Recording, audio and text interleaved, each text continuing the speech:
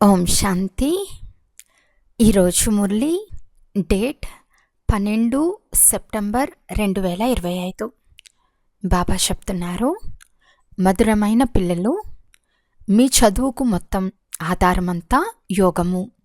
యోగం ద్వారానే ఆత్మ పవిత్రమవుతుంది, వికర్మలు వినాశనమవుతాయి. ప్రశ్న: చాలామంది పిల్లలు తండ్రి వారైన తర్వాత తండ్రి చెయ్య వదిలేస్తారు. అందుకు కారణమేమిటి? జవాబు: ఫస్ట్ పాయింట్, తండ్రిని గురించి పూర్తిగా తెలుసుకోనందున, పూర్తి నిశ్చయబుద్ధి గలవారిగా అవనందున 8-10 సంవత్సరాల తర్వాత కూడా తండ్రికి విడాకులు ఇచ్చేస్తారు, చెయ్య వదిలేస్తారు, పదవి భ్రష్టులైపోతారు. సెకండ్ పాయింట్, వికారీ దృష్టి వలన వారిపై మాయగ్రహచారం కూర్చుంటుంది. వారి స్థితి హెచ్చుతగ్గులవుతూ ఉన్న చదువును వదిలేస్తారు. ఓం శాంతి. ఆత్మిక పిల్లలకు ఆత్మిక తండ్రి అర్థం చేయిస్తున్నారు. మనమంతా అనంతమైన ఆత్మిక తండ్రి పిల్లలమని, వారిని బాప్ దాదా అంటారని ఇప్పుడు మీరు అర్థం చేసుకున్నారు.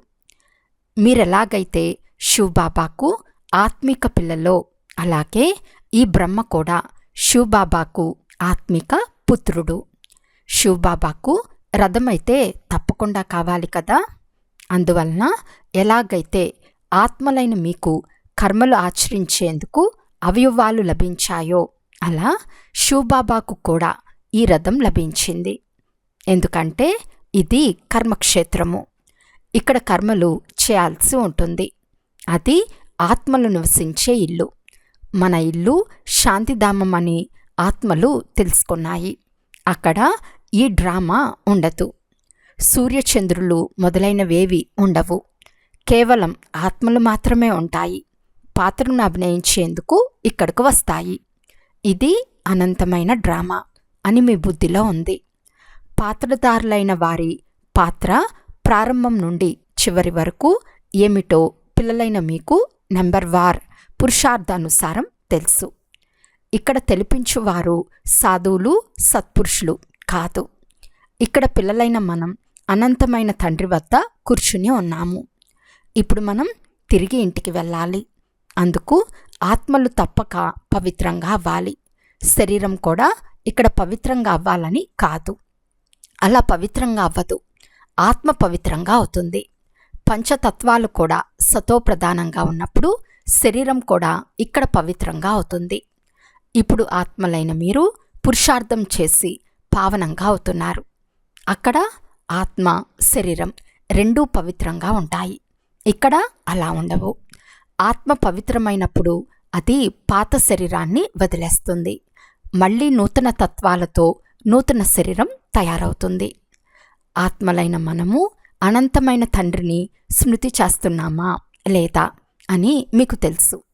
ఈ విషయాన్ని మీరంతటకు మీరు ప్రశ్నించుకోవాలి. చదువు పూర్తిగా యోగంపై ఆధారపడి ఉంది. చదువు చాలా సులభం. చక్రం ఎలా తిరుగుతుందో అర్థం చేసుకున్నారు. ముఖ్యమైనది స్మృతి యాత్రయే. ఈ యాత్ర చాలా గుప్తంగా ఉంటుంది, వెలుపలికి కనిపించదు. ఇతను చాలా స్మృతి చేస్తున్నాడా లేదా అని బాబా చెప్పలేరు. జ్ఞానం విషయంలో అయితే వీరు చాలా చురుకుగా ఉన్నారని బాబా చెప్పగలరు. స్మృతి ఎంత చేస్తున్నారో కనిపించదు. జ్ఞానం నోటితో చెప్తారు. స్మృతి అనేది జపము. జపం అనే పదం భక్తి మార్గానికి చెందినది. జపము అనగా ఎవరి పేరైనా జపించటం. ఇక్కడ ఆత్మ తన తండ్రిని స్మృతి చేస్తుంది. ఆత్మలైన మనం తండ్రిని స్మృతి చేస్తూ చేస్తూ పవిత్రమవుతూ అవుతూ ముక్తిధామము లేక శాంతిధామానికి చేరిపోతామని మీకు తెలుసు. అలాగని డ్రామా నుండి ముక్తులైపోతామని కాదు. ముక్తికి అర్థం దుఃఖం నుండి ముక్తమై శాంతిధామానికి వెళ్ళి మళ్ళీ సుఖధామంలోకి రావటం. పవిత్రమయ్యే వారు సుఖాన్ని అనుభవిస్తారు. అపవిత్రమైన మనుషులు వారికి సేవ చేస్తారు. పవిత్రమైన వారికే మహిమ ఉంది, అందులోనే శ్రమ ఉంది. కనులు చాలా మోసం చేస్తాయి, క్రింద పడతారు. అందరూ హెచ్చుతగ్గులు అవ్వవలసిందే. అందరికీ గ్రహచారం పడుతుంది. పిల్లలు కూడా అర్థం చేయించవచ్చు అని బాబా చెప్పిన మళ్ళీ మాత కావాలని అంటారు. ఎందుకంటే ఇప్పుడు మాత గురువు పద్ధతి నడుస్తోంది. ఇంతకుముందు పితల పద్ధతి ఉండేది, అనగా తండ్రి పద్ధతి నడిచేది అని అర్థం. ఇప్పుడు మొట్టమొదట కలుషం మాతలకు లభిస్తుంది. మాతలదే మెజారిటీ. కుమారీలు పవిత్రత కొరకు రాఖీ కడతారు. భగవంతుడు చెప్తున్నారు, కామం మహాశత్రువు, దీనిపై విషయం పొందండి. రక్షాబంధనం పవిత్రతకు గుర్తు. వారు రాఖీ కడతారు, కానీ పవిత్రంగా అవ్వరు. అవన్నీ కృత్రిమ రాఖీలు, అవి పావనంగా చేయవు. ఇందులో జ్ఞానం కావాలి. ఇప్పుడు మీరు రాఖీ కడతారు, అర్థం కూడా తెలుపుతారు, ప్రతిజ్ఞ కూడా చేయిస్తారు. సిక్కులకు పవిత్రతకు గుర్తుగా కంకణం ఉంటుంది, కానీ వారు కూడా పవిత్రంగా ఉండరు. పతితులను పావనంగా చేయవారు సర్వుల సద్గతి దాత ఒకే ఒక్కరు. వారు దేహదారి కాదు. వారనుకునే నీటి గంగను ఈ కంటితో చూడగలము, సద్గతినిచ్చే తండ్రిని ఈ కనులతో చూడలేము. ఆత్మ ఎలా ఉంటుందో ఆ వస్తువేదో ఎవ్వరూ చూడలేరు. మా శరీరంలో ఆత్మ ఉందని అంటారు. దానిని చూసావా అని అడిగితే చూడలేదు అని అంటారు. పేర్లున్న మిగిలిన వస్తువులన్నీ కళ్ళతో చూడగలము. ఆత్మకు కూడా పేరుంది. బ్రుకుటి మధ్యలో ప్రకాశించు విచిత్ర నక్షత్రం అని అంటారు, కానీ ఈ కంటికి కనిపించదు.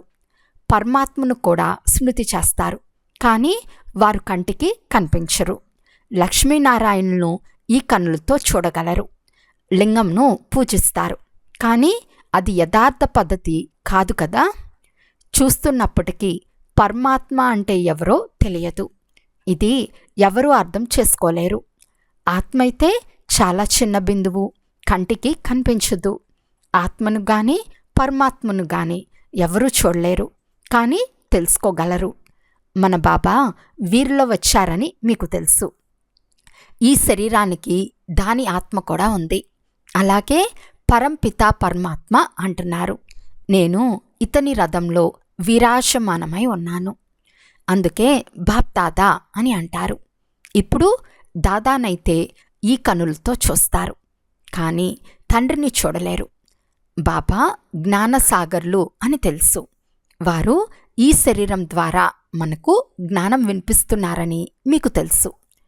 ఆ జ్ఞానసాగరుడైన తండ్రి పతిత పావనుడు. నిరాకార తండ్రి మార్గంను ఎలా చూపిస్తారు? ప్రేరణ ద్వారా అయితే ఏ పని జరగదు. భగవంతుడు వస్తారని ఎవరికీ తెలియదు. శివ జయంతి కూడా జరుపుకుంటారు కదా, కావున వారు తప్పకుండా ఇక్కడకు వచ్చి ఉంటారు కదా. వారిప్పుడు మనల్ని చదివిస్తున్నారని మీకు తెలుసు. బాబా ఇతనిలో కూర్చుని చదివిస్తున్నారు. తండ్రిని పూర్తిగా తెలుసుకోనందున నిశ్చయబుద్ధిగా లేని కారణంగా 8-10 సంవత్సరాల తర్వాత కూడా విడాకులు ఇస్తారు. మాయ పూర్తి గుడ్డివారిగా చేసేస్తుంది. తండ్రివారిగా అయి కూడా వదిలేస్తారు. కావున పదభ్రష్టులైపోతారు. ఇప్పుడు పిల్లలైన మీకు తండ్రి పరిచయం లభించినందున ఇతరులకు కూడా తెలపాలి. ఋషులు మునులు నేతి నేతి అని అంటూ వెళ్ళిపోయారు, అంటే తెలీదు అని అంటూ వెళ్ళిపోయారు. బాబావారిని ఆస్తికులు అని అంటున్నారు. సృష్టి చక్రం ఎలా తిరుగుతూ ఉందో కూడా మీకు తెలుసు. ఈ మొత్తం ప్రపంచం స్వయం. మీరు కూడా ఈ చదువు తెలియకముందు నాస్తికులుగా ఉండేవారు. ఇప్పుడు తండ్రి తెలియచేశారు కనుక మీరు మాకు పరంపిత పరమాత్మ అయిన తండ్రి తెలిపించి ఆస్తికులుగా చేశారని అంటారు. మనకు రచయిత రచనల ఆది మధ్యాంతాలు ఇంతకుముందు తెలియదు. తండ్రి రచయిత. ఆ తండ్రే సంగం యుగంలో వచ్చి నూతన ప్రపంచాన్ని స్థాపన కూడా చేస్తారు. పాత ప్రపంచాన్ని వినాశనం కూడా చేస్తారు. పాత ప్రపంచ వినాశనం కొరకు మహాభారత యుద్ధం జరుగుతుంది. ఆ సమయంలో కృష్ణుడు ఉన్నట్లు చెప్తారు. ఇప్పుడు మీకు కృష్ణుడు కాదు, నిరాకార తండ్రి ఉండినారని తెలుసు. వారిని స్థూల కన్నులతో చూడలేరు. కృష్ణునికైతే శరీరం ఉంది కనుక చూడగలము, శివుణ్ణి చూడలేము. కృష్ణుడు సత్యుగ రాకుమారుడు. మళ్ళీ అవే ఫీచర్స్ అంటే రూపురేఖలు ఉండవు. కృష్ణుడు కూడా ఎప్పుడు ఎలా వచ్చాడో ఎవరికీ తెలియదు. కృష్ణుణ్ణి కంసుని జైల్లో చూపిస్తారు. కంసుడు సత్యుగంలో ఉన్నారా? ఇది ఎలా సాధ్యం? అసురులను కంసులని అంటారు. ఇప్పుడు అందరూ అసురీ సంప్రదాయం వారే కదా. ఒకరినొకరు చంపుకుంటూ నరుక్కుంటూ ఉన్నారు. ఒకప్పుడు దైవీ ప్రపంచం ఉండేదని మర్చిపోయారు. ఈశ్వర్య దైవీ ప్రపంచాన్ని ఈశ్వరుడే స్థాపించాడు.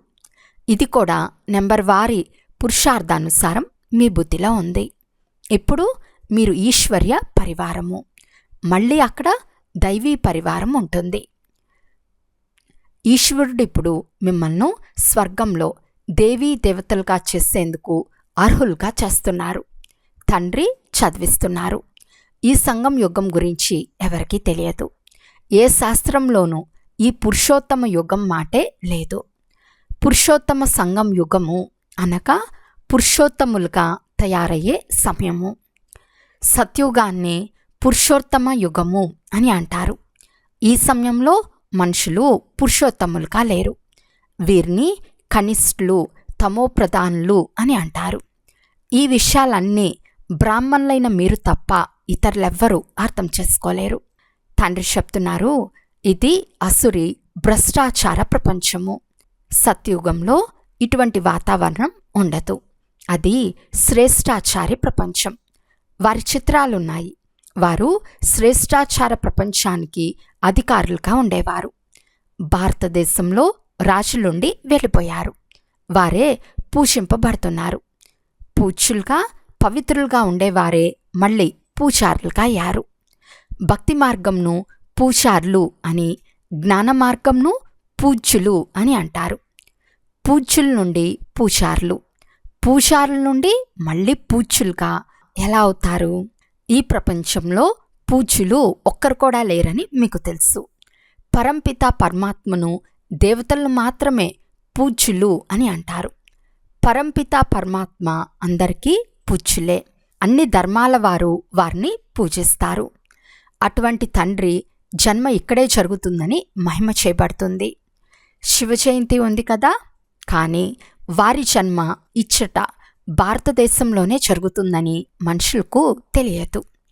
ఈ రోజుల్లో శివ జయంతికి సెలవు కూడా ఇవ్వరు. జయంతి చేసుకోండి, చేసుకోకపోండి అనేది మీ ఇష్టం. కానీ ప్రభుత్వం వారు అఫీషియల్ సెలవు ఇవ్వటం లేదు. అందువలన శివ జయంతి పండుగను జరుపుకోరు. ఆ రోజు ఎవరి పనికి వారు వెళ్తారు. అనేక ధర్మాలున్నాయి కదా. సత్యుగంలో ఇటువంటి మాటలే ఉండవు. అక్కడ ఈ వాతావరణమే ఉండదు. సత్యుగం నూతన ప్రపంచంలో ఉంటుంది. అక్కడ ఒకే ధర్మం ఉంటుంది. మా తర్వాత చంద్రవంశ రాజ్యం వస్తుందని అక్కడ వారికి తెలియదు. ఏమేం గతించిపోయిందో అదంతా మీకిప్పుడు తెలుసు. మీరు సత్యుగంలో మీరు మాత్రమే ఉంటారు. అచ్చట ఏ గతంను స్మృతి చేస్తారు? జరిగిపోయిందేమో కలియుగము. దాని చరిత్ర భూగోళం వినటం వలన లాభమేముంది? ఇక్కడ మనం బాబా వద్ద కూర్చుని ఉన్నామని మీకు తెలుసు. బాబా టీచరే కాదు, సద్గురు కూడా. సర్వులకు సద్గతినిచ్చేందుకు తండ్రి వచ్చారు. ఆత్మలన్నిటినీ తప్పకుండా తీసుకెళ్తారు. మానవులు దేహాభిమానం వలన అంతా మట్టిలో కలిసిపోతుందని అంటారు. ఆత్మలు వెళ్ళిపోతాయని, మట్టితో తయారైన ఈ పాత శరీరం సమాప్తమైపోతుందని వారికి తెలియదు. ఆత్మలమైన మనము ఒక్క శరీరం వదిలి మరొకటి తీసుకుంటాము. ఇది ఈ ప్రపంచంలో మన అంతిమ జన్మ. అందరూ పతితులుగానే ఉన్నారు. సదా పావనంగా ఎవరూ ఉండలేరు. సతో రజో తమో ఉండనే ఉంటాయి. వారేమో అందరూ ఈశ్వరుని రూపాలే అని అంటారు. ఈశ్వరుడు ఆటపాటలకై తానే అనేక రూపాలుగా అయ్యాడని అంటారు. కొంచెం కూడా లెక్కాచారం తెలియదు. ఆటపాటలాడే వారిని గురించి కూడా తెలియదు. ఆ తండ్రే కూర్చుని ప్రపంచ భూగోళం, చరిత్ర అర్థం చేయిస్తున్నారు. డ్రామాలో ఒక్కొక్కరి పాత్ర ఒక్కొక్క విధంగా వేరువేరుగా ఉంది. హోదా కూడా వేరువేరుగా ఉంటుంది. ఏ హోదాలో ఉంటారో అటువంటి మహిమ ఉంటుంది. ఈ విషయాలన్నీ తండ్రి ఈ సంగం యుగంలోనే అర్థం చేస్తారు. సత్యుగంలో మళ్ళీ సత్యుగ పాత్ర నడుస్తుంది. అక్కడ ఈ విషయాలు ఉండవు. ఇక్కడ మీకు సృష్టి చక్రం జ్ఞానం బుద్ధిలో తిరుగుతూ ఉంటుంది. మీ పేరే స్వదర్శన చక్రధారులు. లక్ష్మీనారాయణులకు స్వదర్శన చక్రం ఉండదు. ఆ చక్రం ఇక్కడితే. మూలవతనంలో కేవలం ఆత్మలుంటాయి. సూక్ష్మవతనంలో ఏమీ లేదు. మనుషులు, జంతువులు, పశుపక్షాదులు మొదలైనవన్నీ ఇక్కడే ఉంటాయి. సత్యుగంలో నెమలి మొదలైనవి చూపిస్తారు. అంతేగాని అక్కడ నెమలి ఈకలు తీసి ధరిస్తారని కాదు. నెమలికి దుఃఖం కలిగించరు. అలాగని క్రింద పడిన నెమలి ఈకలు కిరీటంలో ధరిస్తారని కూడా కాదు. కిరీటంలో కూడా అసత్య గుర్తులను చూపించారు. అచ్చట అన్నీ చాలా అందమైన వస్తువులు ఉంటాయి. మురికి వస్తువు ఏది ఉండదు. అసహించుకునే వస్తువే ఉండదు. ఇక్కడ అసహ్యం వేస్తుంది కదా, అక్కడ జంతువులకు కూడా దుఃఖం ఉండదు. సత్యుగం ఎంతో ఫస్ట్ క్లాస్గా ఉంటుంది. దాని పేరే స్వర్గం, హెవెన్, నూతన ప్రపంచం. ఇక్కడేమో పురాతన ప్రపంచంలో వర్షం వలన ఇల్లు కూలిపోతూ ఉంటాయి. మనుషులు మరణిస్తారు. భూకంపాలు వస్తాయి. అన్నీ కప్పబడి చనిపోతాయి. సత్యుగంలో చాలా కొద్దిమందే ఉంటారు. తర్వాత వృద్ధి చెందుతూ ఉంటారు. మొదట సూర్యవంశీలు ఉంటారు. ఈ ప్రపంచం 25% పాతదైనప్పుడు చంద్రవంశీలు వస్తారు. సత్యుగం 1250 సంవత్సరాలు. అది 100 పాళ్ళు నూతన ప్రపంచం. అక్కడ దేవీ దేవతల రాజ్యపాలన చేస్తారు. మీలో కూడా చాలామంది ఈ విషయాలన్నీ మర్చిపోతారు. రాజధాని స్థాపన అయ్యే తీరాలి. హార్ట్ ఫెయిల్ అవ్వరాదు. ఇది పురుషార్థ విషయం. తండ్రి పిల్లలందరి ద్వారా ఒకే విధమైన పురుషార్థం చేయిస్తారు. మీరు మీ కొరకు విశ్వంపై స్వర్గ సామ్రాజ్యాన్ని స్థాపన చేస్తారు. నేను ఎలా తయారవుతాను అని స్వయాన్ని పరిశీలించుకోవాలి. అచ్చా, మధురాతి మధురమైన అపురూపమైన పిల్లలకు మాతాపిత బాప్దాదాల ప్రియ స్మృతులు మరియు గుడ్ మార్నింగ్. ఆత్మిక పిల్లలకు ఆత్మిక తండ్రి నమస్తే. ఆత్మిక తండ్రికి ఆత్మిక పిల్లల యొక్క ప్రియ స్మృతులు మరియు నమస్తే నమస్తే నమస్తే. ధారణ కొరకు ముఖ్య సారము. ఫస్ట్ పాయింట్, ఈ పురుషోత్తమ సంగం యుగంలో స్వర్గంలోని దేవీ దేవతలుగా అయ్యే చదువును చదివి స్వయాన్ని అర్హులుగా చేసుకోవాలి. పురుషార్థంలో హార్ట్ ఫెయిల్ అవ్వరాదు. సెకండ్ పాయింట్, ఈ అనంతమైన నాటకంలో ప్రతి పాత్రధారి పాత్ర మరియు హోదా వేరువేరుగా ఉంటాయి. హోదాను బట్టి గౌరవం లభిస్తుంది. ఈ రహస్యాన్ని అర్థం చేసుకుని ప్రపంచ చరిత్ర భూగోళాలను స్మరణ చేసి స్వదర్శన చక్రధారులు కావాలి. ఈరోజు వరదానము. తండ్రి తెలిపిన ప్రతి శ్రీమతంను పాలన చేసే సత్యమైన స్నేహి ప్రేమి భవ. ఏ పిల్లలైతే సదా ఒక్క తండ్రి స్నేహంలో లవలీనమై ఉంటారో వారికి తండ్రి యొక్క ప్రతి మాట ప్రియంగా అనిపిస్తుంది. ప్రశ్నలు సమాప్తమైపోతాయి. బ్రాహ్మణ జన్మకు పునాది స్నేహము.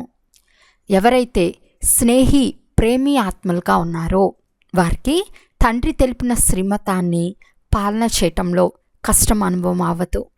స్నేహం కారణంగా బాబా చెప్పిందంతా నా కొరకే చెప్పారు, నేను చెయ్యాలి అనే ఉత్సాహం సదా ఉంటుంది. స్నేహి ఆత్మలు విశాల హృదయం కలిగిన వారిగా ఉంటారు. అందువలన వారికి పెద్ద విషయం కూడా చిన్నదైపోతుంది. స్లోగన్: ఏ విషయంనైనా ఫీల్ చేయటం కూడా ఫెయిల్కు గుర్తు. అవ్యక్త సూచన: ఇప్పుడు లగ్నం అనే అగ్నిని ప్రజ్వలితం చేసి యోగాన్ని జ్వాలారూపంగా చేయండి. జ్వాలా స్వరూపం యొక్క స్థితిని అనుభవం చేసేందుకు నిరంతర స్మృతి యొక్క జ్వాల ప్రజ్వలితమై ఉండాలి. ఇందుకు సహజమైన విధి సదా స్వయాన్ని సారథి మరియు సాక్షిగా భావించి నడవండి. ఆత్మ ఈ రథం యొక్క సారథి అనే స్మృతి స్వతహాగానే ఈ రథం నుండి లేక ఏ విధమైన దేహభావం నుండి భిన్నంగా చేస్తుంది. స్వయాన్ని సారథిగా భావించినందున సర్వకర్మేంద్రియాలు మీ కంట్రోల్లో ఉంటాయి. సూక్ష్మశక్తులైన మనసు, బుద్ధి, సంస్కారం కూడా ఆజ్ఞానుసారమే ఉంటాయి. అచ్చా, ఓం శాంతి.